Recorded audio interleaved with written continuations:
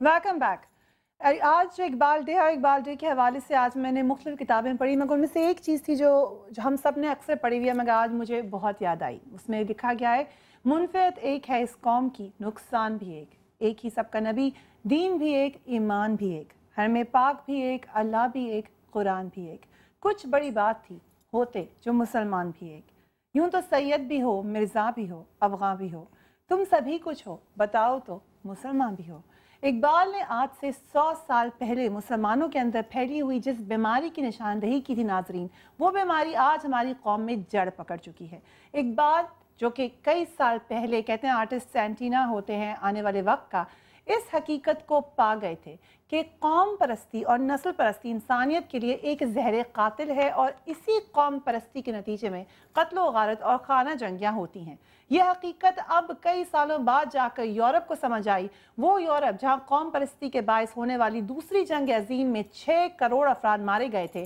وہاں اس جنگ کے بعد یورپ کے لوگ سر جوڑ کر بیٹھے اور انہوں نے مل کر فیصلہ کیا کہ اب وہ کبھی نسل پرستی اور قوم پرستی کا نعرہ نہیں لگائیں گے۔ نتیجہ یہ نکلا کہ کبھی قوم کی بنیاد پر جنگ ہوئی نہیں۔ اس کے بعد یورپ میں یورپ کے تمام ممالک اپنے اختلافات بھلا کر ایک ساتھ مل کر ترقی کے لیے کام کرتے رہے، اور آج ہم دیکھتے ہیں کہ یورپ میں وہ قوم یا ممالک جو ایک دوسرے کے خون کے پیاسے تھے اور سینکڑوں سالوں سے ایک دوسرے کے ساتھ خونریز جنگیں کرتے رہے تھے، آج وہاں پر یورپین یونین ہے، وہاں پر ایک کرنسی ہے، وہاں پر ایک طرح کی باتیں کی جاتی ہیں، ایک دوسرے کو ایک جیسا سمجھا جاتا ہے۔ جبکہ مسلمان جو کہ اپنے آپ کو امہ کہتے تھے، وہ قوم کہتے تھے، آج پاکستان میں آپ کرنٹ افیئرس کو دیکھ لیجئے، کیونکہ ہمارا کرنٹ افیئرس کا شو ہے، بلوچستان کے واقعات اور کراچی کے واقعات، کیا ان واقعات کو دیکھتے ہوئے جو کہ صرف اس سال میں ہوئے، آپ سمجھتے ہیں کہ ہم نے قوم پرستی کو اپنایا ہوا ہے یا اس پیغام کو جو ہمیں اقبال دے کر گئے تھے؟ اسی پر بات کرنے کے لیے very warm welcome to doctor Aamir Liaquat. کسی تعارف کے محتاج نہیں ہے، اور ہمیں تھوڑی دیر میں جوائن کریں گے شاہد سید صاحب بھی، اور ایاز سومنو صاحب سے بھی اسی پہ ہم بات کریں گے، ایاز پلیجو صاحب بھی۔ عامر بھائی مجھے یہ بتائیے گا کہ اقبال کہتے تھے کہ سب برابر ہیں، سب اکٹھے ہیں، قوم پرستی کو بھلا دو، اور پھر ہم کہتے ہیں کہ پاکستان اقبال کا خواب ہے۔ آج اس سال کو آپ لے لیں جو پاکستان میں ہوا، کیا یہ اقبال کا خواب ہے؟ بسم اللہ الرحمن الرحیم۔ سب سے پہلے تو آپ کا بہت بہت شکریہ، اور بہت اچھا لگ رہا ہے آپ کے ساتھ آج گفتگو کرتے ہوئے۔ دیکھیے، علامہ اقبال بنیادی طور پر نبی کریم صلی اللہ علیہ وآلہ وسلم کے سب سے بڑے عاشق تھے، اور اسی لیے وہ کہتے ہیں نا کہ محمد سے وفا تو نے تو ہم تیرے ہیں، یہ جہاں چیز ہے کیا لوح و قلم تیرے ہیں۔ تو نبی کریم صلی اللہ علیہ وآلہ وسلم سے ان کا عشق، ان کی محبت کوئی ڈھکی چھپی بات نہیں تھی۔ تو یہ فلسفی اقبال کی نہیں تھی بنیادی طور پر، یہ فلسفی 1400 برس پہلے خطبہ حجۃ الوداع کے موقع پہ نبی کریم نے دی تھی، یعنی انہوں نے اس کو شاعری میں ڈال دیا۔ جی، اس شاعری میں ڈال دیا۔ انہوں نے کہا تھا کہ آج دور جاہلیت کی تمام رسمیں میرے پاؤں تلے ہیں، کسی عربی کو اجمی پر، کسی اجمی کو عربی پر، کسی کالے کو گورے پر، کسی گورے کو کالے پر کوئی فوقیت نہیں، لیکن تقوی کی بنیاد پر، جس کا تقوی اعلیٰ ہے اس کو فوقیت ہے۔ یہی علامہ اقبال نے اپنی شاعری کا موضوع بنایا کہ جو آپ نے پڑھا، یوں تو سید بھی ہو، مرزا بھی ہو، افغان بھی ہو، تم سبھی کچھ ہو، بتاؤ تو بھلا مسلمان بھی ہو تو تم سب کچھ۔ اور پھر ایک اور جگہ انہوں نے کہا کہ تو سید ہاشمی کی اولاد، میری کف خاک برہمن زاد، یعنی تو اتنا اپنے آپ کو اکڑ کر بیان کرتا ہے تو پھر میں بھی برہمن زاد ہوں۔ یعنی وہ بتانا یہ چاہتے ہیں کہ یہ نسل پرستی، یہ قومیتوں پر غرور اچھی بات ہے، کیونکہ اللہ تعالیٰ نے تمہیں ایک مرد اور ایک عورت سے پیدا کیا اور پھر تمہیں قبیلوں اور گروہوں میں تقسیم کر دیا۔ شناخت کے لیے تو بہت اچھی بات ہے، لیکن اس پر تفاخر کرنا، اس پہ لڑائیاں لڑنا۔ اب میں آپ کو بتاؤں کہ نبی کریم صلی اللہ علیہ وآلہ وسلم نے خطبہ حجۃ الوداع کے بعد ایک ایسا موقع آیا کہ کنویں پہ مہاجرین لڑ پڑے انصاریوں سے، تو انہوں نے مہاجروں کو بلانا شروع کر دیا، آؤ بھائی اب لڑائی کرتے ہیں انصاریوں نے اپنے لوگوں کو بلایا، تو آپ تشریف لائے اور آ کر کہا رک جاؤ ابھی میں تمہارے درمیان موجود ہوں۔ پھر سے شروع کر دی تم نے وہی باتیں، پھر لڑنے لگے اپنی قوموں پر، اپنی نسلوں پر۔ میں نے تو تمہیں یکجا کیا تھا۔ مگر آپ نے میرے سوال کے دوسرے حصے کا جواب نہیں دیا کہ آپ پاکستان کے حالات دیکھ لیں، کیا ہم نے اس خواب کو قائم رکھا ہے، چاہے وہ نبی پاک صلی اللہ علیہ وسلم کی آئیڈیالوجی تھی یا وہ اقبال کی؟ نہیں، وہ تو نہیں رکھا۔ یہ تو مطلب اس میں تو کوئی دوسری رائے نہیں ہو سکتی کہ ہم نے اپنے ملک سے تو کبھی محبت نہیں کی، ہم نے پاکستانیت کو کبھی اجاگر نہیں کیا، ہم نے ایک قوم کے تصور کو کبھی روشناس نہیں کرایا جو علامہ اقبال چاہتے تھے، جس کے لیے ہم آج ذکر کر رہے ہیں، گفتگو کر رہے ہیں۔ بار بار کہتے تھے ایک ہو مسلم حرم کی پاسبانی کے لیے، نیل کے ساحل سے لے کر تا بخا کے کاشغر۔ وہ تو ایک مسلم قومیت کا تصور چاہتے تھے، ہم تو پاکستانی قوم نہیں بن سکے، وہ تو ایک مسلم قومیت کے تصور کی بات کرتے تھے کہ سب مسلمان ایک ہو جائیں، ایک قوم بن جائے۔ آج دیکھیے آپ، سارے مسلم ممالک الگ الگ اپنے وجود کے ساتھ موجود ہیں، اور पाकिस्तान हम कौम एक बन ही नहीं सके, आज तक नहीं बन सके। इसकी वजह क्या है, कौन किसको हम इल्ज़ाम दें? अयाज साहब, आप क्या समझते हैं कि पाकिस्तान को एक कौम के बजाय मुख्तलिफ कौमों में क्यों बांट रहे हैं? उसमें लीडर्स का कितना कसूर है? मेरे ख्याल में अल्लामा इकबाल साहब का जो ओरिजिनल पैगाम है वो पाकिस्तान के लोगों में कोई तफरीक न करने का पैगाम है। खुदावंदा ये तेरे सादा दिल बंदे किधर जाएं कि दरवेशी भी अय्यारी है, सुल्तानी भी अय्यारी। यानी अगर दरवेशी का लेबल लगाकर लोगों में तफरीक डाली जाए तो उसको भी अल्लामा साहब ने अय्यारी कहा है, और अगर सुल्तान यानी हुक्मरान लोगों के दरमियान तफरीक करें, लोगों को एक दूसरे से लड़ाएं, उनसे मतभेद वाली डिस्क्रिमिनेटरी पॉलिसीज पे चलें, तो वो भी लोगों के लिए एक अजाब है। और वो जो पैगाम है कि जिस खेत से दहका को मुयसर न हो रोजी, उस खेत के हर खोशे गंदम को जला दो, तो यानी आपकी सोसाइटी अगर लोगों को जवाब में एक खुशहाल लाइफ न दे सके, लोगों को उनकी लाइवलीहुड प्रॉपर्ली न मिल सके, तो वो गानामी, वो रियासत का इख्तियार। लेकिन अयाज साहब, मेरा सवाल आपसे खासतौर से इसलिए है कि जब कोई जमात सिर्फ एक तबके की बात करती है, सिर्फ एक नस्ल की, एक कौम की बात करती है, तो वो लोगों को डिवाइड कर रही है या जमा कर रही है? मेरे ख्याल में अगर देखिए एक स्पिरिट होता है ना, मसलन स्विट्जरलैंड है, 4 कौमें वहाँ पे, आप फ्रेंच भी चलती है, जर्मन भी चलती है, स्विस लैंग्वेज आप देखें, एक जगह पे 3-3, 4-4 लैंग्वेजेस हैं। आप हमारे पड़ोसी मुल्क का मिसाल ले लें, आप अमेरिका का मिसाल ले लें, वहाँ पे 50 रियासतें, सबके अपने अपने कवानीन हैं और एक दूसरे से टकराव नहीं है।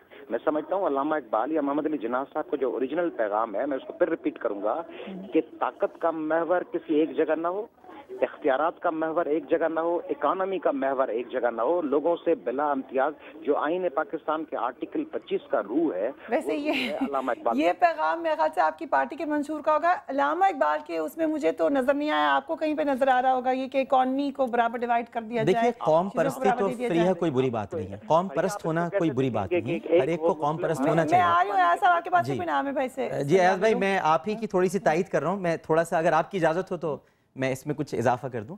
कौम परस्ती कोई बुरी बात नहीं है, और ये जो मैं थोड़ा समझ पाया हूँ, इन्होंने जो फरमाया कि अमेरिका में भी सबके अपनी रियासतों के अलग कवानीन होने चाहिए, इसमें भी कोई बुरी बात नहीं है, लेकिन कौमों की नुमाइंदगी करते हुए एक कौम का तसव्वुर, वो होना भी बहुत बड़ी बात है।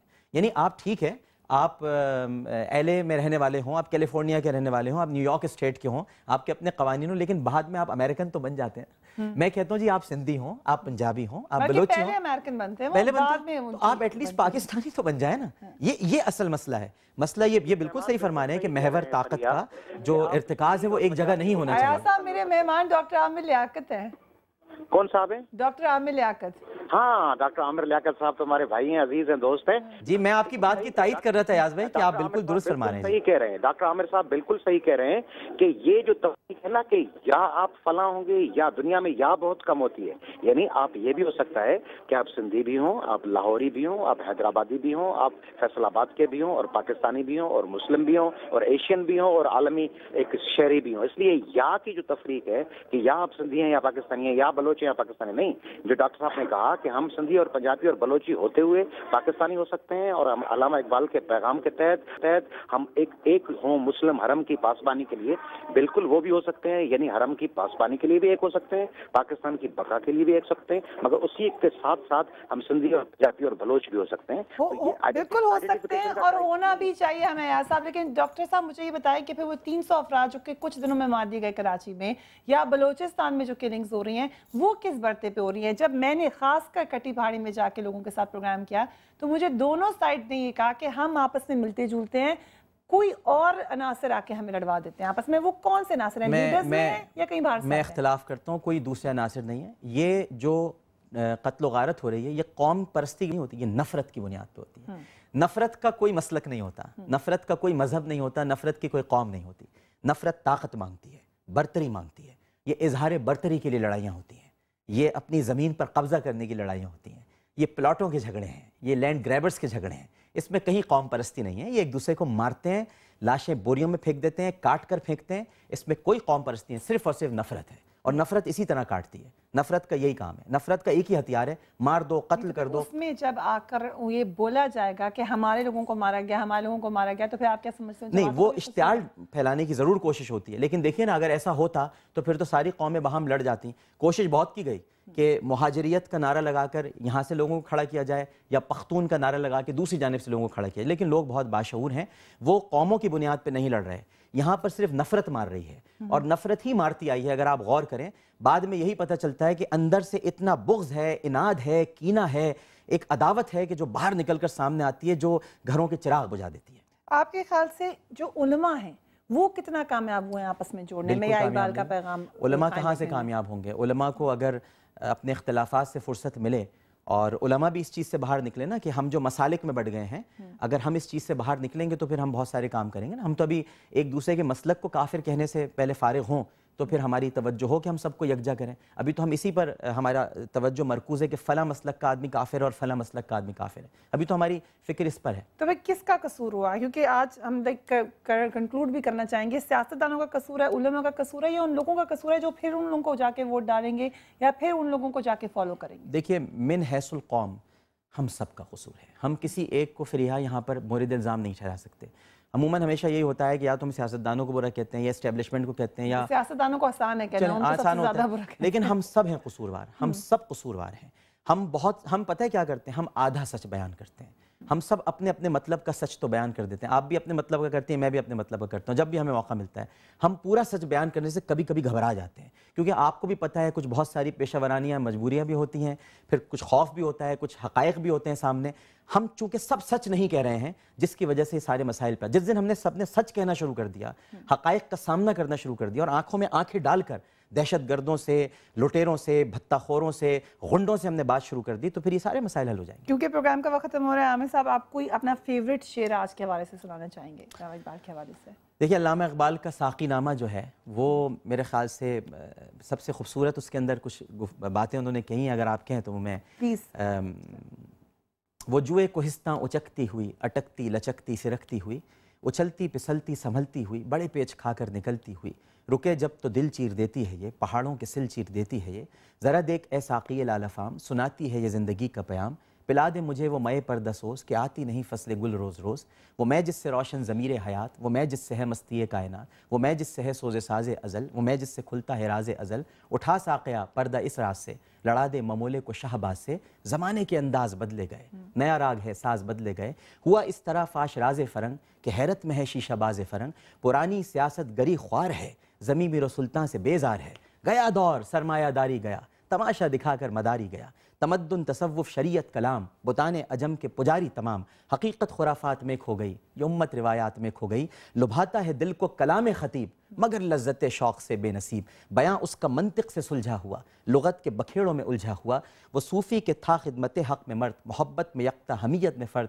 عجم کے خیالات میں کھو گیا، یہ سالک مقامات میں کھو گیا۔ Thank you very much doctor Aamir Liaquat for joining us on the news beat. اگر ہم علامہ اقبال کے پیغام کو پڑھ لیں، جیسا کہ بار بار ہمیں کہا جاتا ہے، ہم شاید بچپن میں تھوڑا سا پڑھ کے بعد میں کتابوں کو بند کر کے رکھ دیتے ہیں تو ہمیں پاکستان کا مطلب سمجھ آ جائے گا، مگر نیوز بیٹ کے حوالے سے ہم آپ کو یہ کہنا چاہیں گے کہ کبھی بھی ڈیسپیئر میں مت جائیے، اچھے دنوں کی امید رکھیں، اور آپ نے کیا سمجھا آج کے پروگرام کے حوالے سے right to me on newsbeat@sama.tv، اور join me on my Facebook page which is newsbeat with Fareeha Idrees. اپنے گھر والوں کا خیال رکھیے گا، اور جاتے جاتے آپ کو بتاتے چلیں کہ پی ٹی آئی میں ایک اور نئی شمولیت ہوئی ہے جو کہ علامہ اقبال کے خاندان سے تعلق رکھتے ہیں۔ وحید اقبال صاحب نے پی ٹی آئی کو جوائن کر لیا، اور خبریں آ رہی ہیں کہ شاہ محمود قریشی بھی بہت جلد یہ اعلان کرنا چاہیں گے۔ اس کے بارے میں آئندہ آنے والے دنوں میں پروگرام کریں گے۔ Take care of yourself, اللہ حافظ۔